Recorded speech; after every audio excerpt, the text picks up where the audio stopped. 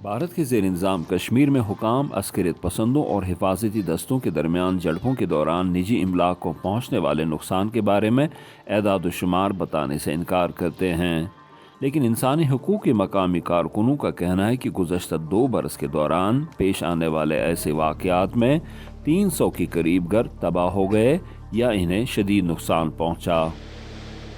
हाल ही में जनूबी ज़िला शोपियान के रावलपुरा इलाके में तकरीबन 3 दिन तक जारी रहने वाली लड़ाई में एक अस्करी कमांडर और उसका एक साथी हलाक हो गए, जबकि निसफ दर्जन मकान ज़मीन बोस हो गए या बुरी तरह मुतासर हुए। सब कुछ जलकर राख हो गया। अब किस खुदा से कहें?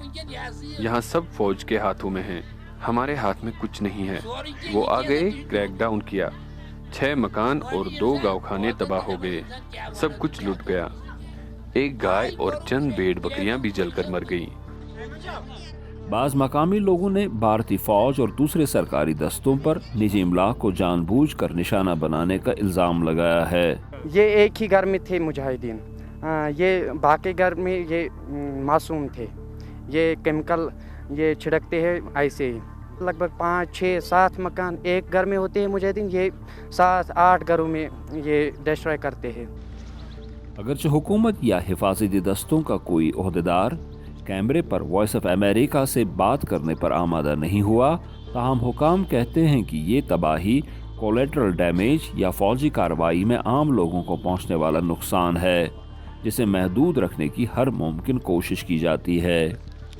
भारत की हुक्मरान जमात बीजेपी ऐसे वाक़यात के लिए अस्करियत पसंदों और पाकिस्तान को मूरद इल्ज़ाम ठहराती है। मिलिटेंटों की ये स्ट्रेटजी है कि वो जानबूझकर एक कंजेक्टेड एरिया चुनते हैं ताकि वहाँ जब एनकाउंटर स्टार्ट हो, एनकाउंटर शुरू हो, वहाँ आग लगे और लोग बाहर निकल के उस जो वायलेंस वाला माहौल है उसमें मिलिटेंटों को बचाए। जो इंडियन फोर्सेस है, जो इंडियन आर्मी है, वो एसओपीज को फॉलो करती है, या पुलिस हमेशा एसओपीज को फॉलो करती हो, और उन एसओपीज में साफ साफ लिखा हुआ है कि कम से कम कोलेटरल डैमेज हो वो होनी चाहिए, और यही होता है।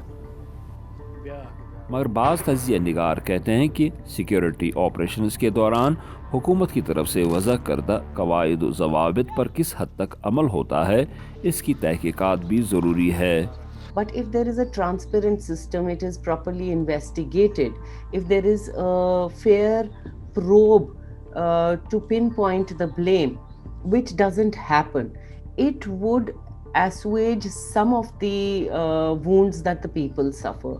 Number 2 is that the state compensates the people.